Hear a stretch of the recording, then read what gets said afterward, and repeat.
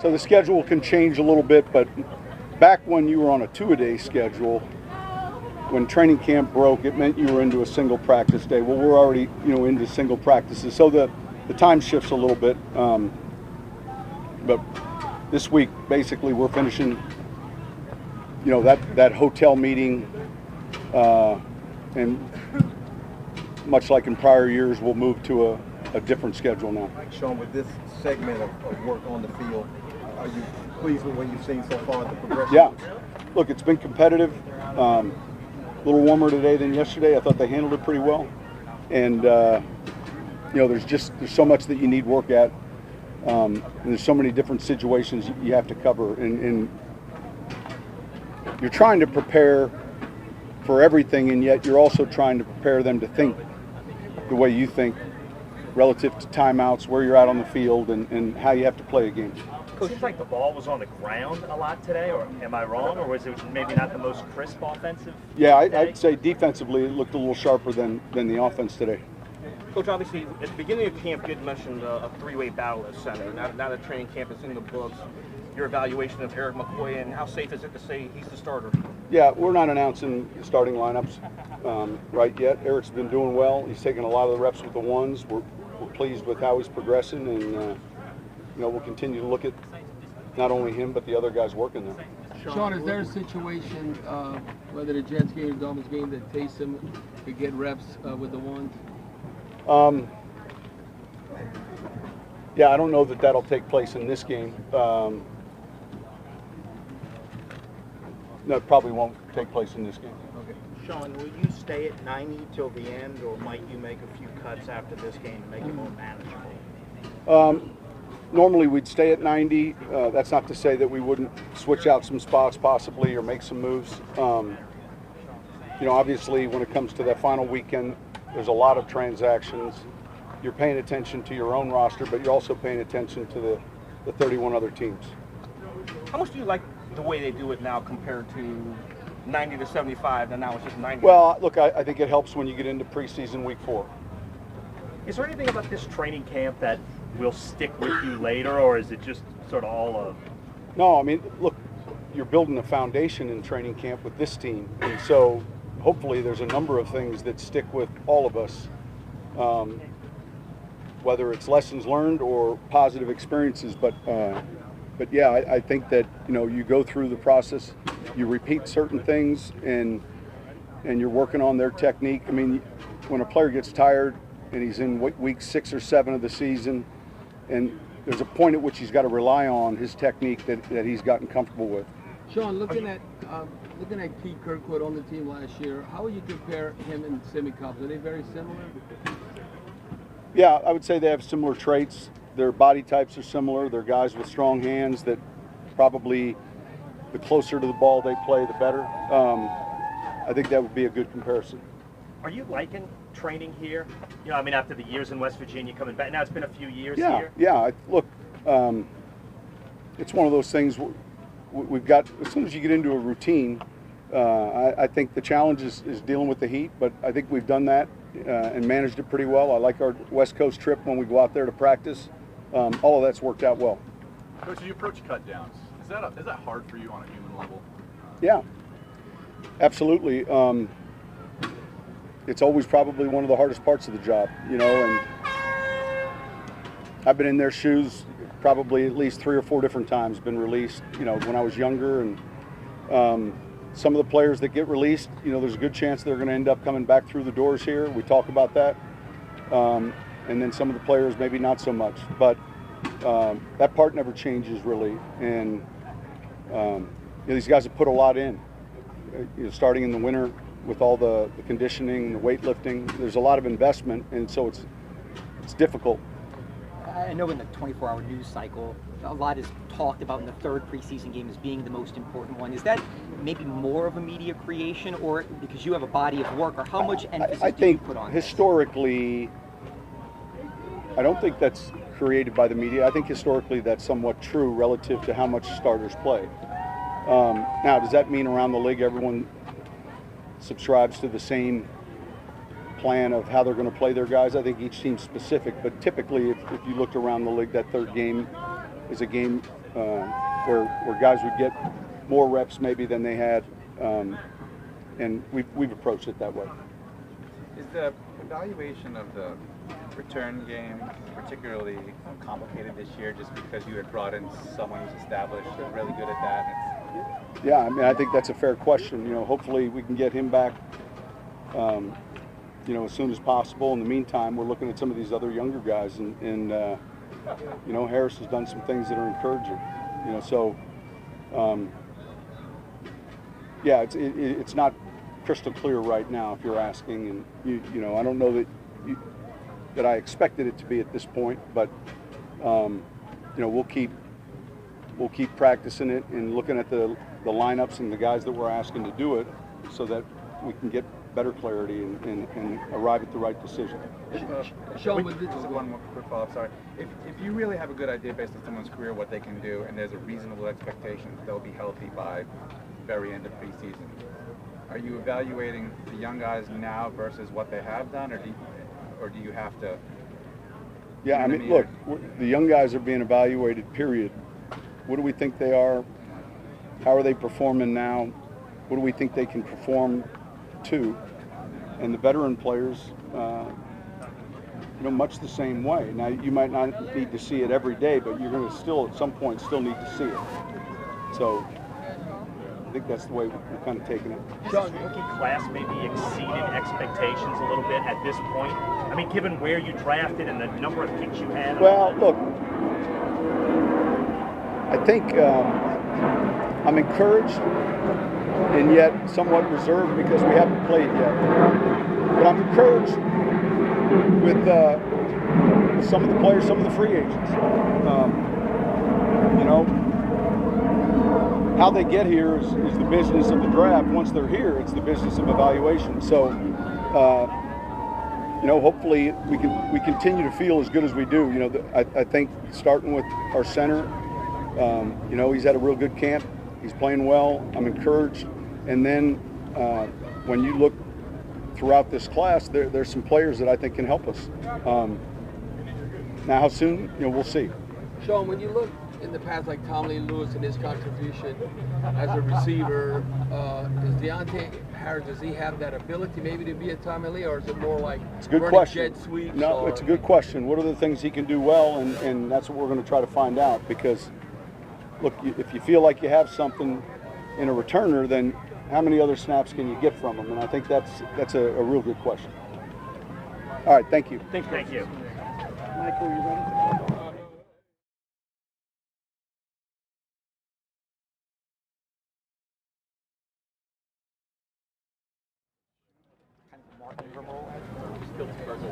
Exactly.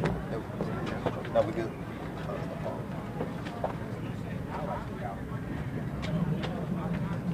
So Alvin and Mike, how do you feel? Did camp fly by, or how do y'all look forward now? The season's here. You put enough hay in the barn, or what? We still got 2 preseason games.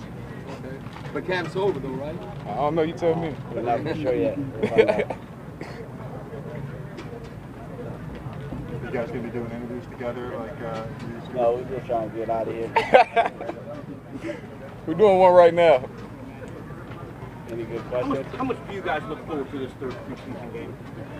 Knowing you might see a little bit more extended time than you had the first 2. Yeah, it's exciting just to be out there with the starting 11 and those guys that, you know, I'm going to compete with all season long, just to get started, get off to a fast start, and work on our tempo and get out all the wrinkles before week 1. Alvin, do you like having training camp here? Are you good with the heat and the fans and the whole everything that comes with being here? Yeah, it's cool. You know, we're the New Orleans Saints, so I mean, anytime we can be in New Orleans, I'm happy with it. I've never had training camp anywhere else, being in the NFL, so I'm pretty much like, yeah, this is it. Alec, having done this a few years now and knowing what to expect, has this gotten easier process? As far as training camp? Yeah. Yeah, I mean, I wouldn't say easier, but it's more. I think it's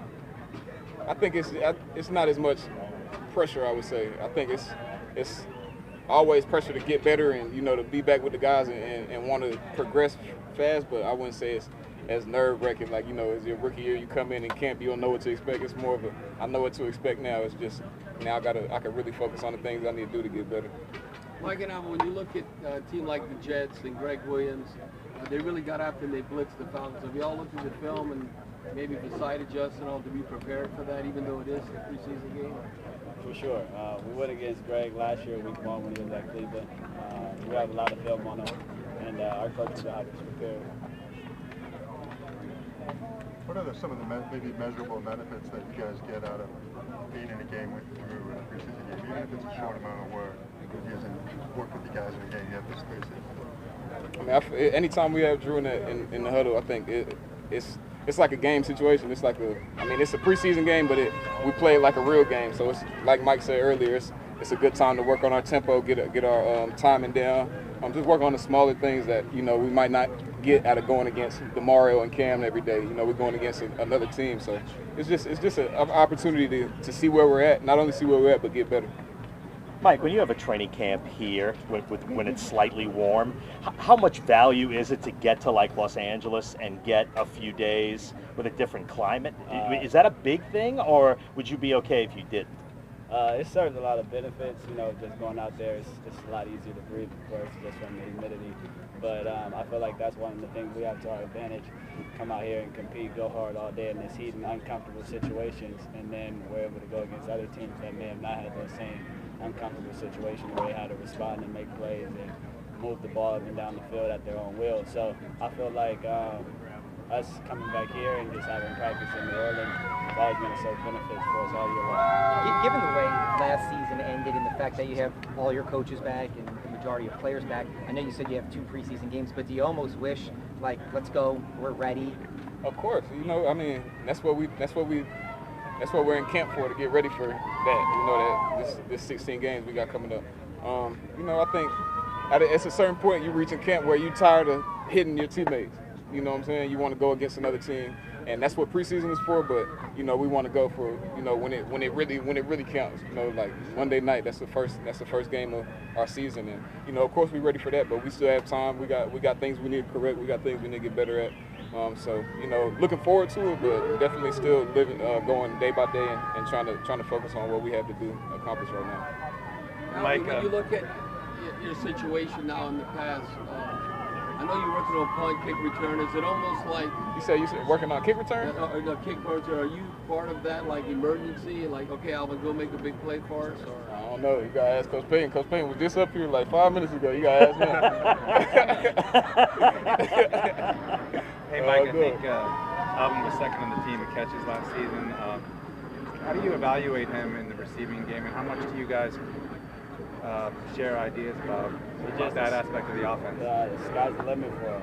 Every year he comes in, he's improved, he's made progress. He's always over there.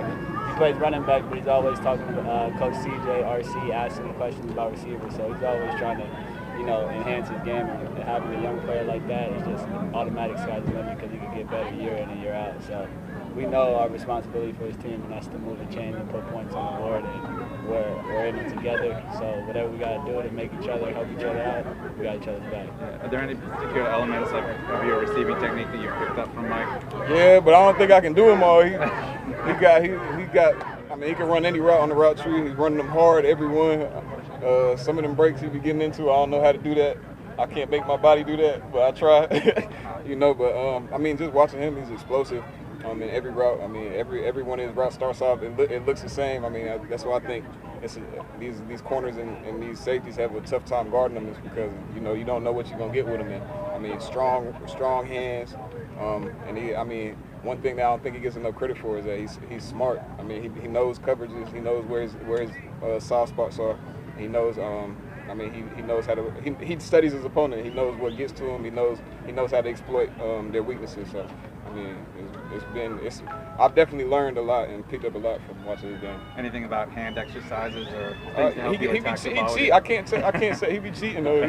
He definitely cheat with the hand, how he get his hand strong. I'm not gonna tell y'all what he do, but I'm trying. I got a little bit stronger.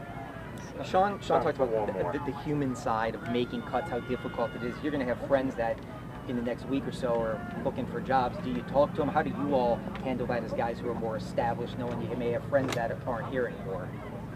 Just share with them other real life examples, some guys that's been cut, and now starting on teams, won championships, all type of things. So just letting them know it's a tough job. It's going to be some ups and downs. It's going to be adversity, but keep your head high, keep faith.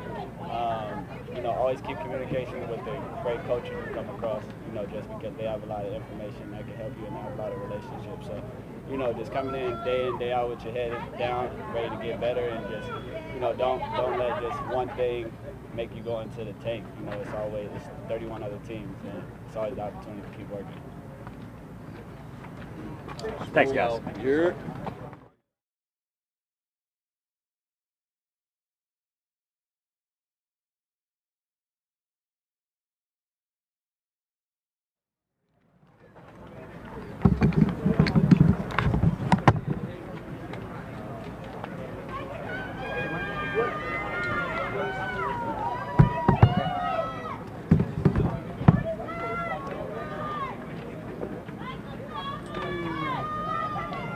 Good at it?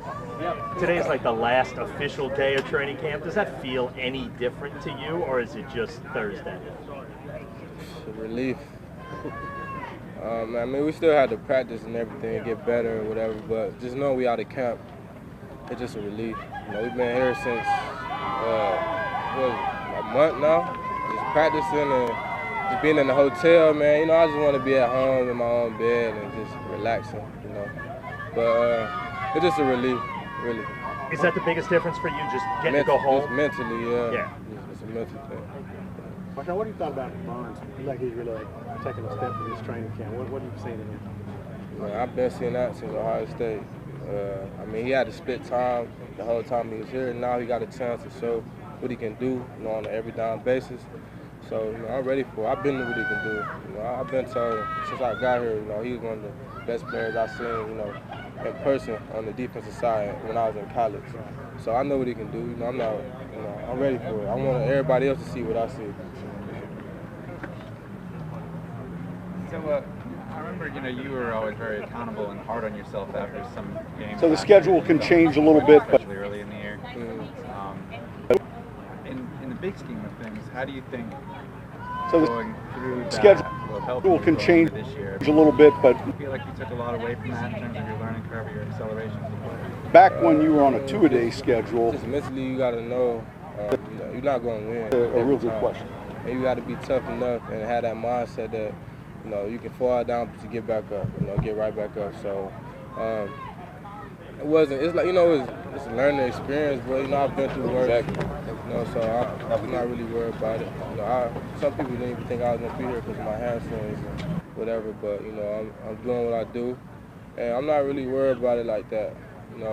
I've been through worse. And I know how to get back up, so I'm not worried about it. Of course, I learned from it, and just know like everything not gonna be great, all the time. But I'm ready for whatever challenge. I'm gonna step up to it. Does it kind of help you to be hard on yourself in that way? I know we've covered some players where if it seemed like they had a bad game, they would always say, well, we struggled in this area and we struggled in that area, and you don't seem to do that. You seem to take a lot on yourself. You got to be accountable. It's all about accountability. You did something wrong. They got to own up to it. You didn't do as good as you should have. But if you want to be great, you're going to hold yourself to that standard just to be great. And once you lose, it comes with it, but you just got to know how to go and keep pushing. And you got to accept the fact that you lost, and you had to go back out there and do better. That's all that is. That's why I took the first game, and I was getting better every week. And by the end of the season, I was at my best. So you just got to know how to learn from mistakes or losses. Thank you.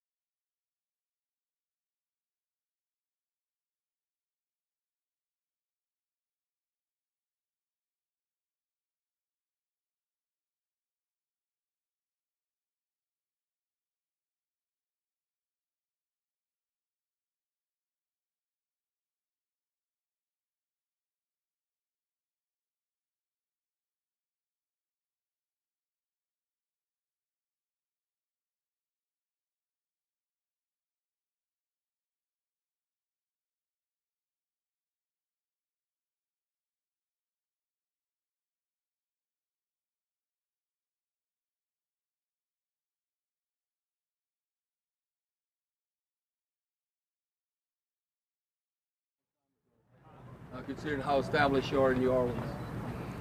I think it's kind of a little bit of both. You know, at one point it kind of feels like yesterday, because it feels like yesterday sometimes, like you just got drafted the first go around, and can feel like yesterday when I left and went to Cleveland and came back and had a good year there, and then sometimes it feels like a decade ago, because so much has happened since then. Like the journey that we had last year. But I think that's just part of the game. It goes by fast, but at the same time, all the years add up. You see Payton Ellis learning on the job? Play out there with him. What do you see? Oh, he's doing outstanding. I think he's doing as much as you can do in your rookie year, being thrown in the fire and making plays. I said it before. Kind of the sky's the limit for him, because he loves the game and he has a lot of natural ability and good instincts. And it's just going to be about how much he continues to apply himself and continue to find little ways to get better every day. Kamar, as a veteran, how often do you change your approach to the third week of preseason compared to the other games? It's only one way to play this game, and that's full speed. You got to be locked in on all your details, all your assignments, and when you step inside those lines, you got to play with your hair on fire. That's the only way to play this game. So it's not like because it's preseason week 1, 2, or 3, or it's week 16, or it's the playoffs that you can play this game any different. Anybody that plays this game like this, up and down, they set themselves up for failure. Mario, does this feel like a new phase now that camp is kind of officially over, or is it always kind of the same mindset? You go into another kind of mental mode now that the camp grind, I guess, kind of comes to an end today? I mean, right now we still in it. That's all I know. Camp is a grind, and it's supposed to be a grind. It's kind of like the ankle weights theory. You want the camp to be hard so the season is easy. And, it does feel better when you take the ankle weights off. But, right now we're kind of still in the grind until he turns loose. You believe that this heat makes you tougher for the long run? Do you believe that it's a good thing, as opposed to doing camp in Honolulu, let's say? You believe this will help you in December and January? I don't know. It's an added element. But I think whether you're playing in the heat or you're playing in the cold, you got to be able to adjust to the elements. It's just another factor, and it's the factor that we have to deal with. I think it makes it tough to guys who haven't played in this environment. If they had to come in and practice here, they would struggle. When I first got here, it was an adjustment. But it's the same when you go on the road and you play in the cold. You have to adjust versus people who are there. Just an added element. It doesn't change the job at hand, or you're better for it because you're a different element. It's just an added component. It was an adjustment. Aren't you from the Gulf South? Say it again? You said it was an adjustment, but aren't you from the South? Yeah, I'm from the South, but I mean, I spent 5 years away, or 6 years away. I was in New York for 5 years, and I was in the Midwest in Cleveland for a year. So it had been a long time since, I played in these conditions. So it took an adjustment. We've seen a few examples of how you've taken on social issues and situations. Is that something you came to the league with, or was there a point where you realized you had a platform that you needed to take advantage of? I think I speak on social issues mostly because I grew up in them. It's funny that, it shocks people that a lot of players, use their platform to speak out against social injustices. But a lot of them are because the environments we grow up in are directly attached to them. Like when I go to my family reunion,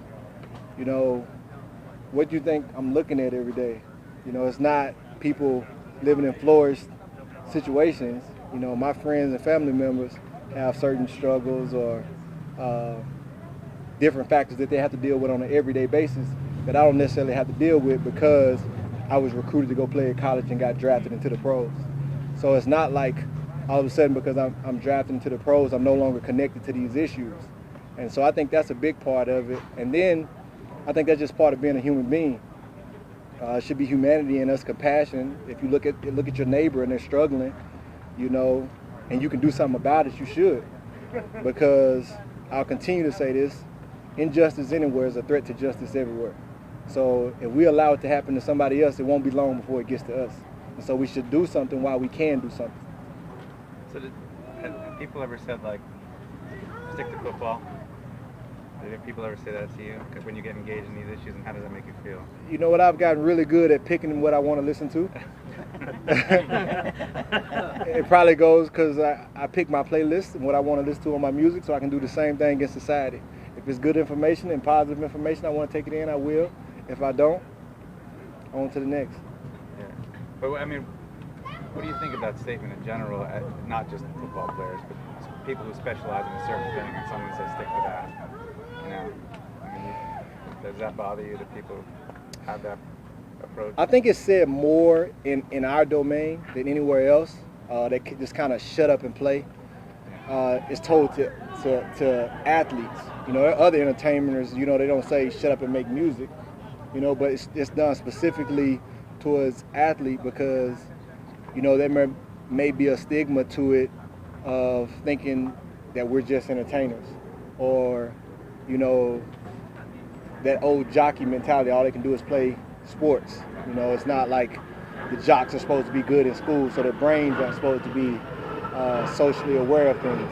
But I would just tell people, you know, most of the athletes that you're watching, like, do research and understand what neighborhoods they come from. Understand where they were before they became this big-time college athlete or they became this big professional athlete.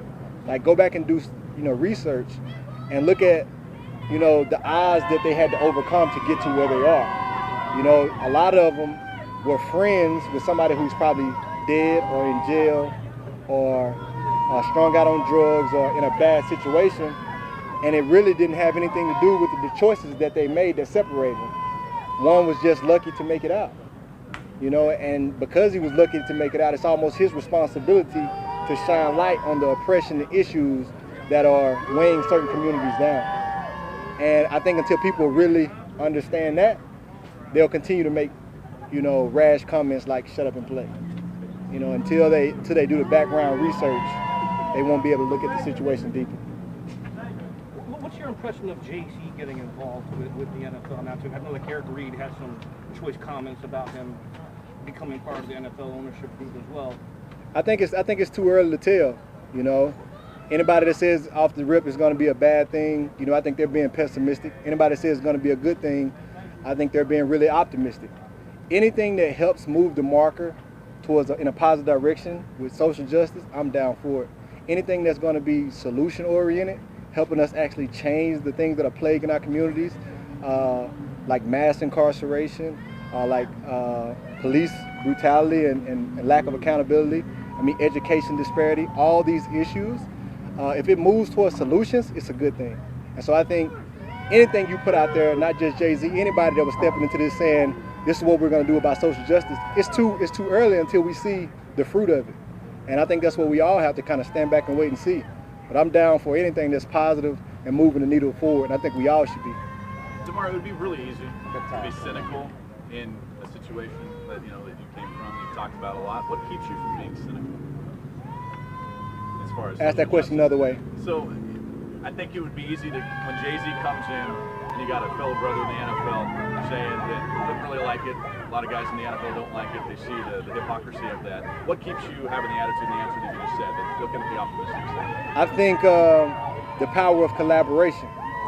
You know, if we're in a house and the house has to be clean, we all have to work together to clean it. It's all of our responsibility. And so instead of dividing and everybody going their own way, we all got to find a way to come together and work on the issues. That's not just with the players in the game or the owners or anybody that's coming in to help or anybody else in the country, these corporations and everybody, we all have to find a way to work together. All of us have to put our differences and disagreements to the side and figure out, okay, how do we make our country better? And until we do that, we're just going to be stuck in the same place. And I think that's, at the end of the day, it's about blocking out anything that's negative and working towards positivity and moving in the right direction towards solutions. Thank you. Thank you. Thank you.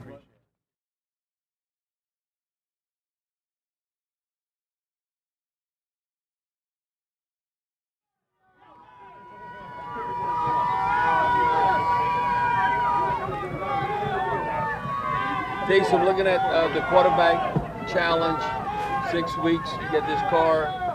Is it a case like in point the rich get richer? Drew ended up winning that one? Well, I think we struck a deal with Drew. Said, Mercedes is going to want Drew to win this car, so, we kind of took it easy on him this time, just for the sake of the sponsorship. Is this the most number of training camp interviews you've ever done?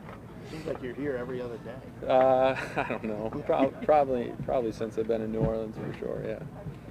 Are you excited? I know last year, it was 2017, it was special teams. Last year there were new wrinkles in the offense. For new wrinkles that could include you this year, whatever Sean decides to draw up, is that an exciting proposition for you to be utilized in a way? Yeah, I think, for the last month or however long we've been in training camp, the mindset has been progressing as a quarterback, making sure that I can, really trying to catch to where Drew is at and be able to function at a high level that way. And as we start to near the end of camp, my mindset starts to shift to making sure that I can take care of all the responsibilities that I'll be asked to do this season. And, as we get closer, I start to think about it. And it's certainly exciting. I think a lot of the excitement just comes from knowing that we're getting ready to start another season, which is really exciting.